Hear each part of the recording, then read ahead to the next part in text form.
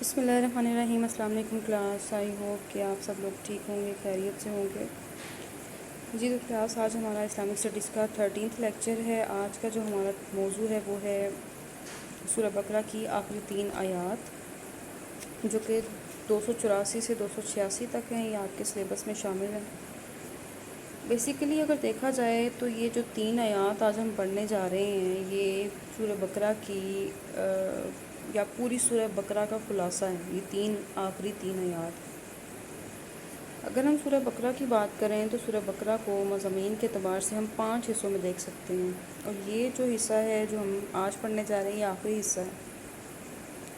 پہلا حصہ جو ہے اس میں جو ہے وہ آیت نمبر 1 سے 20 تک ہے۔ دوسرا حصہ آیت نمبر 21 سے 39 تک ہے۔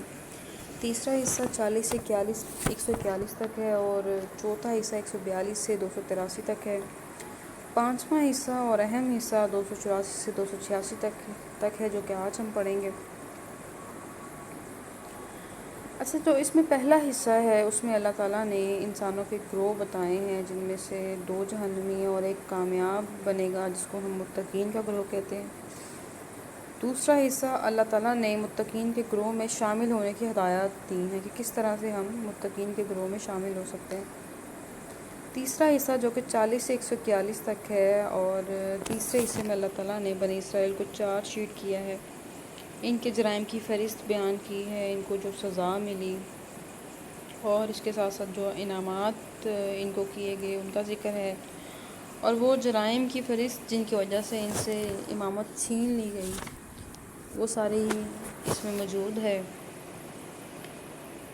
ان جرائم کی وجہ سے ان سے دنیاوی قیادت تو چھینی ہی، اور ساتھ ساتھ جو ہے دینی شہادت بھی چلی گئی، جس کی وجہ سے ان سے دنیاوی قیادت بھی گئی اور ان کے ہاتھوں سے چلی گئی، اور دینی شہادت بھی چلی گئی۔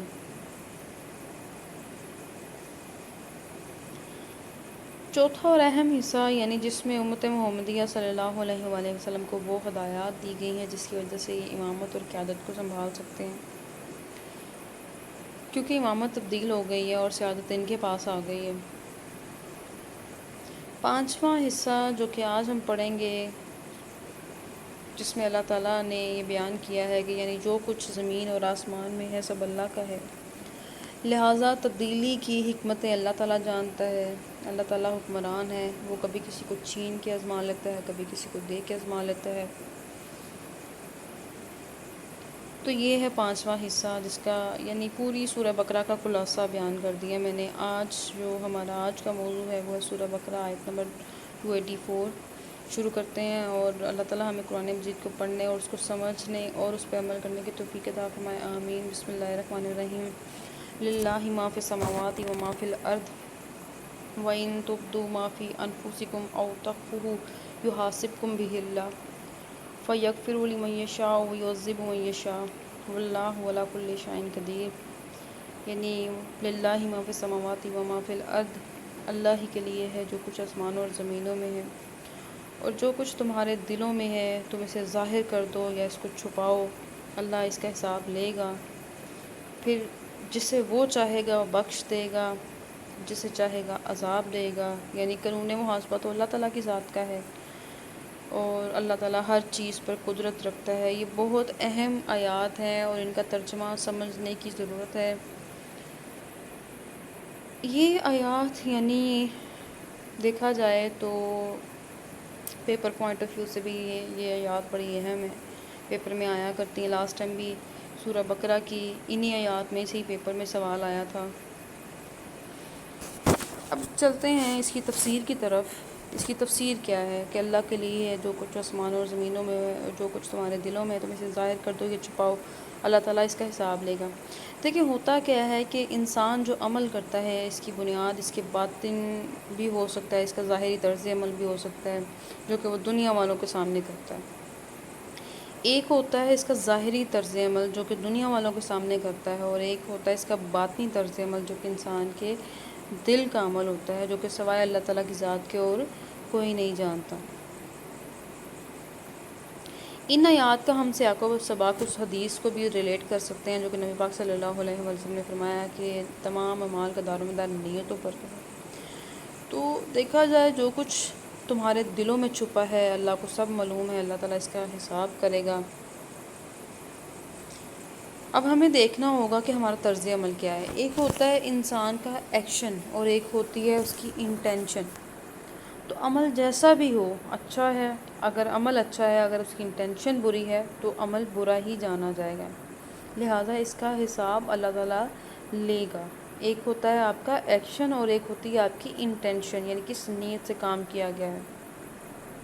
اور اللہ تعالیٰ تمہارے مالوں کی طرف نہیں دیکھتا، تمہاری نیتوں کی طرف دیکھتا ہے، تمہاری شکلوں کی طرف نہیں دیکھتا، بلکہ وہ تمہارے دلوں کو دیکھتا ہے، ٹھیک ہے؟ یعنی ہماری شکلیں، ہمارے مال، اللہ تعالیٰ ان چیزوں کو نہیں دیکھتا بلکہ ہمارے دل کو دیکھتا ہے، ہماری نیت کو دیکھتا ہے۔ اب مسئلہ یہ ہے کہ جو کچھ ہم چھپاتے ہیں وہ اللہ کو معلوم ہے، اور جو کچھ ظاہر کرتے ہیں وہ بھی اللہ کو معلوم ہے، ان سب کا حساب دینا ہوگا۔ سورہ بنی اسرائیل میں اللہ تعالیٰ ارشاد فرماتے ہیں کہ بے شک سماعتیں، بصارتیں اور دل کے بارے میں پوچھا جائے گا۔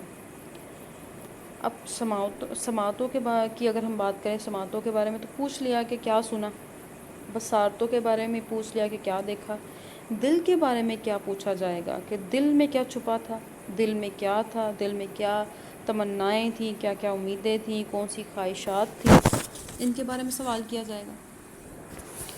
تو دل کے اندر تو بہت سارے ایسے خیالات آتے ہیں کہ بعض اوقات تو ایسے خیالات آتے ہیں کہ جو انسان کسی کے ساتھ ذکر تک نہیں کر سکتا۔ اگر ان کے اوپر پکڑا جائے انسانوں کو تو پھر بچے گا کون؟ اگر دل کی باتوں پہ پکڑا جائے، ایسا ہی ہے نا، سوچنے کا عمل ہے، غور و فکر کرنے کا عمل ہے کہ اگر دل کی باتوں پہ پکڑ ہونے لگ گئی پھر کون بچے گا؟ دل میں تو ایسے ایسے خیالات آتے ہیں کہ انسان بعض اوقات ان خیالات کا اظہار بھی کسی کے سامنے نہیں کر سکتا۔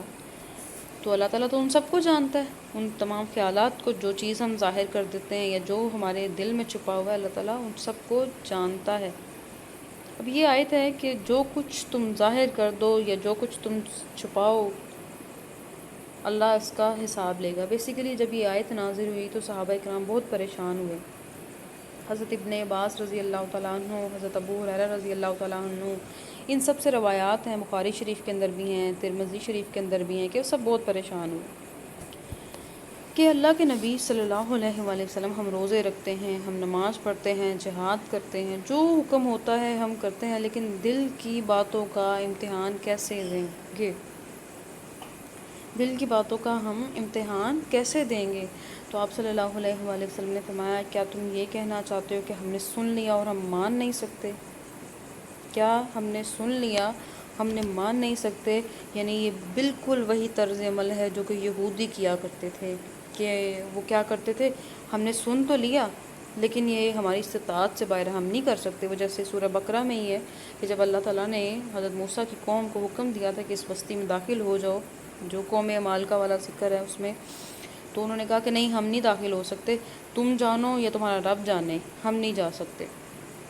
تو ان کا یہ طرز عمل تھا۔ تو یہ پورا چارٹ شیٹ سورہ بقرہ میں پیچھے موجود ہے، تو جس کا میں نے ابھی خلاصہ سٹارٹنگ میں اسی لیے بتا دیا تھا آپ کو کہ وہ پورا چارٹ شیٹ بیان کیا گیا ہے کہ کس طرح سے اس میں ان انعامات کی فہرست بھی ہے، ان نافرمانیوں کی فہرست بھی ہے، ان سزاؤں کی فہرست بھی ہے جن کی وجہ سے ان سے قیادت چھینی گئی۔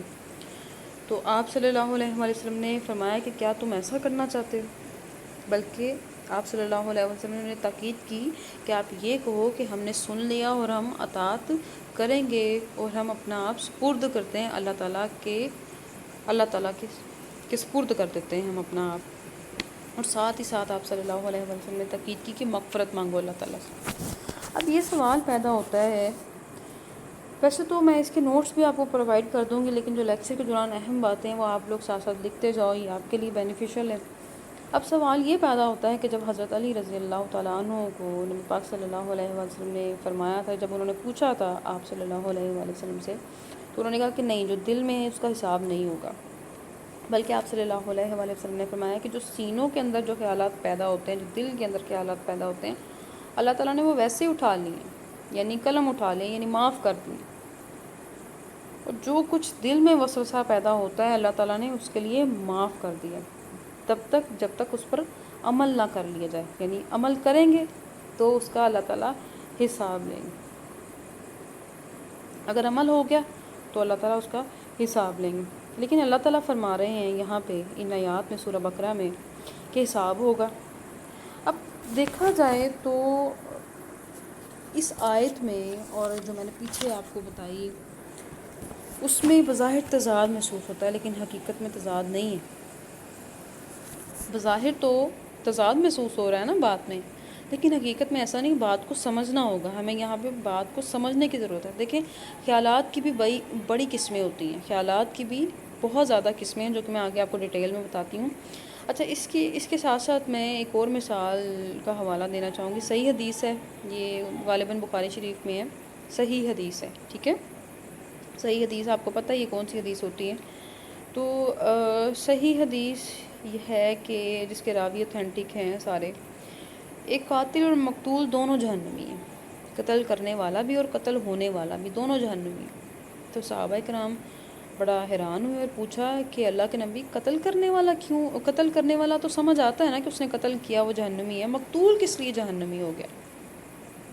تو آپ صلی اللہ علیہ وآلہ وسلم نے فرمایا کہ مقتول اس لیے جہنمی ہوا کہ وہ بھی اپنے دل میں ارادہ رکھتا تھا کہ قتل کرے گا اور خود قتل ہو گیا، لیکن آیا تو تھا نا اس کو قتل کرنے کے لیے۔ قتل کرنے والا اس لیے جہنمی ہوا کہ اس نے قتل کیا، اور مقتول اس لیے جہنمی ہوا کہ وہ بھی چاہتا تھا، اس نے ارادہ کیا تھا کہ میں قتل کروں گا اور خود قتل ہو گیا، یعنی اس نے اپنے ارادے پہ ایکٹ کیا، عمل کیا۔ میں نے پیچھے بتایا جب تک ہم اس پہ عمل نہیں کریں گے حساب نہیں لیا جائے گا، لیکن قانون محاسبہ اللہ تعالیٰ کا ہے، یہ میں نہیں ڈیسائیڈ کر سکتی۔ قانون محاسبہ اللہ تعالیٰ کی ذات کیا ہے، اللہ جسے چاہے بخش دے، جسے چاہے سزا دے، اور کیا ہوگا کہ اس پہ جہنم واجب ہو جائے گی۔ تو آپ صلی اللہ علیہ وآلہ وسلم کا فرمان ہے کہ امت کے دل کے خیالات ویسے ہی معاف کر دیے، تو پھر یہ کیا بات ہے کہ اللہ تعالیٰ حساب لے گا؟ دیکھیں، ایک ہوتا ہے وسوسہ، خیال آنا، آیا اور چلا گیا، لیکن میں آگے ایسا کرتی ہوں کہ ان کی پوری ڈیٹیل آپ کو سمجھاتی ہوں تاکہ آپ اس کو اچھے سے انڈرسٹینڈ کرو۔ بلکہ اس لیکچر کے بعد ہو سکتا ہے کہ میں آپ کا زوم کا لیکچر بھی ارینج کروں، اس میں اسی سے ریلیٹڈ، اسی سے ریلیونٹ آپ سے کوسچننگ بھی کروں کہ جو چیزیں میں نے بتائی تھیں وہ کیا ہیں۔ ہو سکتا ہے ایک چھوٹا سا ٹیسٹ آپ کا ارینج کر لوں، اس لیے اس کو بہت دھیان کے ساتھ سنیے گا کہ علماء نے اس کی 4 قسمیں بیان کی۔ علامہ ابن حجر عسقلانی جو ہیں انہوں نے فتح الباری کے اندر ذکر کیا، بڑی تفصیل کے ساتھ ذکر کیا ہے اس کو۔ وہ کہتے ہیں کہ ایک ہوتا ہے، یعنی کس کو ذکر کیا؟ خیال کی قسموں کو انہوں نے بڑی ڈیٹیل کے ساتھ ڈسکس کیا ہوا ہے۔ ان کا یہ کہنا ہے کہ ایک ہوتا ہے وسوسہ، یعنی دل میں خیال آیا اور چلا گیا۔ دوسرا ہے تردد، انسان غور و فکر کرنے لگ جاتا ہے۔ آپ اس کو خود سوچنا شروع کرو کہ اگر دل میں کوئی ایسا خیال آ رہا ہے، چلے لیٹ سے اس کوئی نیکی کا خیال ہے یا گناہ کا خیال ہے، تو انسان کے دل میں وسوسہ آیا، انسان سوچتا ہے کہ وسوسہ آیا اور چلا گیا۔ تردد یعنی اس کی دوسری سٹیج آ گئی ہے، وہ انسان سوچتا ہے کہ میں کروں نہ کروں، ہاں یا نہ، اس شش و پنج میں مبتلا ہو جاتا ہے۔ تھرڈ سٹیج آتی ہے اسی خیال کی، انسان ارادہ کر لیتا ہے، ہاں میں نے کرنا ہے یا میں نے نہیں کرنا۔ پہلے تھی تردد والی، کروں نہ کروں، کروں یا نہ کروں، لیکن تھرڈ ہے یہ ارادہ کر لیتا ہے۔ یہ وہی ہے جو کہ حدیث قدسی میں بھی آتا ہے، آپ نے بھی سنی ہوگی، حدیث قدسی ہے کہ وہی ہے جس کے بارے میں اللہ تعالیٰ ارشاد فرماتے ہیں کہ اگر میرا کوئی بندہ نیکی کا ارادہ کرتا ہے تو فرشتوں کو اللہ تعالیٰ حکم دیتا ہے کہ لکھ لو۔ یہ وہی ہے، یہ وہی ارادہ ہے انسان کا کہ اگر نیکی کا ابھی ارادہ کرتا ہے تو اللہ تعالیٰ نے فرشتوں کو حکم دیا کہ وہ لکھ لو، لکھ دیا کرو۔ لیکن جب کسی گناہ کا ارادہ کرتا ہے تو اللہ تعالیٰ فرماتا ہے کہ کچھ نہیں لکھنا۔ یہ حدیث قدسی ہے، یہ وہی ہے، ٹھیک ہے۔ اچھا، یہ تینوں کیٹیگریز جو ہیں جو کہ تک آتی ہیں، پہلا ہو گیا کیا؟ وسوسہ، خیال دل میں آیا چلا گیا۔ تردد انسان غور و فکر کرتا ہے، کروں نہ کروں۔ تھرڈ ہے جی ارادہ کر لیتا ہے۔ فورتھ اور جس پہ پکڑ ہونی ہے نا، وہ ہے عزم، پختہ ارادہ، یعنی عزم سلیم جس کو ہم کہتے ہیں۔ انسان ارادہ کر لیتا ہے کہ اب میں نے یہ کام کرنا ہے، اور علماء یہ تفسیر بیان کرتے ہیں کہ یہیں پہ انسان کی پکڑ ہے۔ دل کے خیالات کے معاملے میں جو نبی پاک صلی اللہ علیہ وسلم نے فرمایا ہے کہ وہ اللہ تعالیٰ نے قلم اٹھا لی ہیں، تو کون سا ایسا خیال ہے، کون سا ایسا ارادہ ہے جس پہ انسان کی پکڑ ہوگی؟ وہ ہے جی عزم سلیم۔ نمبر 1 ہے وسوسہ، دین تردد، دین ہے عزم سلیم جس پہ انسان کی پکڑ ہوگی۔ اور یعنی جو غیر ارادی طور پہ ذہن میں آئے اس کے لیے پکڑ نہیں ہے، لیکن جو ارادہ کر لیا ہے اچھا، ایک بڑی انٹرسٹنگ جو فیکٹ میں آپ کو بتانا چاہوں گی وہ یہ ہے کہ دماغ بھی ایک آرگن ہے، برین بھی آپ کا ایک آرگن ہے، اور آپ کی جو کہہ لیں دل ہے وہ بھی ایک آرگن ہے۔ سائنس کہتی ہے کہ سوچنا دماغ کا عمل ہے۔ اب ہمیں نہیں پتہ ہم کیا کریں۔ سائنس کہہ رہی ہے کہ سوچنا دل کا عمل ہے، اور آپ صلی اللہ علیہ وآلہ وسلم فرما رہے ہیں کہ دل کا معاملہ ہے یہ۔ جس طرح سائنس نے یہ ثابت کیا ہے کہ سوچنا دماغ کا عمل ہے، اور کس طرح سے دماغ کا آپ کی باڈی کے ساتھ ریلیٹ کرتا ہے، کمانڈ کرتا ہے، ہو سکتا ہے ایسا یہ بھی ثابت ہو جائے کہ کس طرح سے جو ہے دل اور دماغ مل کے کام کرتے ہیں۔ آپ خود سوچیں کہ جب اگر دل بلڈ سپلائی کرنا بند کر دے دماغ کو، تو دماغ تو سوچنے کی صلاحیت سے محروم ہو جائے گا نا۔ تو بنیادی طور پہ یہ دونوں مجموعہ ہیں، یعنی اگر بیشتر مقامات پہ قرآن مجید میں بھی دیکھا جائے تو انٹائٹیز ہیں کہ دل اور دماغ کا مجموعہ ہے، یعنی جہاں کہیں قلب کہا گیا ہے، فؤاد کہا گیا ہے، یہ تو جس نے بنایا ہے وہ زیادہ بہتر جانتا ہے، اس بات کو ہم یہیں رہنے دیتے ہیں۔ اب ایک چیز وہ بھی ہوتی ہے نا کہ ہم نے وہ سنا ہوا ہے کہ وہ بات یعنی پہلی نظر تو معاف ہے، اگر پڑ جائے تو معاف ہے۔ ہم نے یہ سنا ہوا نا کہ پہلی نظر اگر کسی پہ پڑے گی تو معاف ہو جاتی ہے۔ غالباً وہ ایسا نہیں ہے کہ پہلی نظر معاف ہو جاتی ہے، اگر وہ ایسا ہے کہ پہلی نظر غیر ارادی ہوتی ہے، ارادتاً انسان نہیں دیکھتا کسی کو۔ اگر پہلی نظر بھی انٹینشنلی ہوگی کہ ہاں ہم نے کسی کو دیکھنا ہے تو اس پہ بھی پکڑ ہوگی، ٹھیک ہے نا، یہ مفہوم ہے اس کا۔ یعنی انسان کہتا ہے نا کہ وہ پہلی نظر معاف ہو گئے، پہلی نظر اگر پڑ جائے تو معاف ہے، دوسری پہ پکڑ ہوتی ہے، غالباً وہ پہلی نہیں غیر ارادی ہوتی ہے، ارادے سے ڈالے جائے تو پہلی پہ بھی پکڑا جائے گا۔ جب انٹینشن شامل ہوگی انسان پکڑا جائے گا۔ علماء تفسیر بیان کرتے ہیں کہ ارادی اور غیر ارادی کے لیے یہ بات انہوں نے ڈیٹیل میں بیان کی ہے۔ اس کے بعد آگے چلتے ہیں کہ جس کو چاہے گا وہ بخش دے گا، اور جس کو چاہے گا عذاب دے گا، اور اللہ تعالیٰ ہر چیز پہ قدرت رکھنے والا ہے۔ دیکھیں ایک چیز ہمیں سمجھنی ہوگی کہ اللہ تعالیٰ جس کو چاہتا ہے معاف کر دیتا ہے، اور جس کو چاہتا ہے سزا دیتا ہے۔ یہ چیز ہمیں سمجھنی ہوگی کہ قانون محاسبہ یعنی حساب کا جو معاملہ ہے وہ اللہ تعالیٰ کا ہے، کوئی اس میں دخل اندازی نہیں کر سکتا۔ اللہ تعالیٰ حکمران ہے، اللہ تعالیٰ جس کو چاہے جس کے ساتھ جو معاملات کرے وہ کرے۔ ایک ہوتی ہے اللہ تعالیٰ کی قدرت، اور ایک ہے اللہ تعالیٰ کا قانون۔ اللہ تعالیٰ جو معاملات کرتا ہے وہ کس کے تحت کرتا ہے؟ قانون کے مطابق کرتا ہے یا قدرت کے مطابق کرتا ہے؟ اللہ تعالیٰ فیصلہ قانون کے مطابق کرتا ہے، لیکن سوال یہ ہے کہ اللہ تعالیٰ اپنے عدل کے علاوہ کسی اور کو معاف کر سکتا ہے کیا؟ اللہ مالک الملک ہے، وہ جسے چاہے گا معاف کرے گا، جس کو چاہے گا سزا دے گا۔ یہ ہم ڈیسائیڈ نہیں کر سکتے، ہم جو بندوں کے خدا بن جاتے ہیں ہم نہیں ڈیسائیڈ کر سکتے۔ یہ قانون محاسبہ اللہ تعالیٰ کا ہے، اور اللہ تعالیٰ بے شک معاف کرنے والا ہے۔ اچھا، ایک اور چیز یہاں پہ صحیح مسلم کی حدیث ہے کہ اگر کوئی شخص کسی کو کہتا ہے نا ایسا کہ تمہیں تو اللہ نے معاف نہیں کرنا، تم معاذ اللہ کوئی ایسی بات اپنے منہ سے نکال دیتا ہے کسی کو کہ تمہیں اللہ نے معاف نہیں کرنا، تو اللہ تعالیٰ فرشتوں کو حکم دیتے ہیں کہ یہ کون ہے یہ شخص جو کہ نعوذ باللہ مجھ پہ حکمران بن کے بیٹھ گیا۔ یہ قانون محاسبہ تو حساب کا معاملہ تو اللہ تعالیٰ کا ہے نا، اللہ تعالیٰ جسے چاہے معاف کرے، جسے چاہے بخش دے۔ تو اللہ تعالیٰ فرشتوں کو حکم دیتے ہیں کہ جس نے یہ بات کی ہے اس کی ساری زندگی کے اعمال ضائع کر دو، اور جس کے بارے میں بات کی گئی ہے وہ جتنا بھی گناہ گار اس کو معاف کر دو۔ تو اللہ تعالیٰ کے ہاتھ میں ہے کسی کو معاف کرنا، کسی کو بخش دینا۔ اب آپ خود دیکھیں، دین کے دو بنیادی تصورات ہیں نا کہ اگر غلطی ہوئی تو اللہ تعالیٰ سے توبہ کر لی جائے، اللہ تعالیٰ سے معافی مانگ لی جائے، یا ایک اور تصور یہ بھی ہے کہ نیکیوں کے باوجود بھی اعمال ضائع ہو گئے ہیں۔ تو یہ دو بنیادی تصورات ہیں۔ اگر ہم اسی چیز کو اپنے ذہن میں رکھیں گے نا کہ اللہ تعالیٰ فیصلہ کیسے کرتا ہے، ہمیں اللہ تعالیٰ سے ہمیشہ اچھی امید رکھنی چاہیے۔ اللہ تعالیٰ سے کہتے ہیں نا حدیث قدسی ہے کہ اللہ تعالیٰ اپنے بندوں سے ویسے ہی معاملہ کرتا ہے جیسے کہ بندہ گمان کرتا ہے۔ لیکن یہاں پہ یہ نہیں میں کہہ رہی ہوں کہ غلطیاں کرنا شروع کر دیں آپ لوگ۔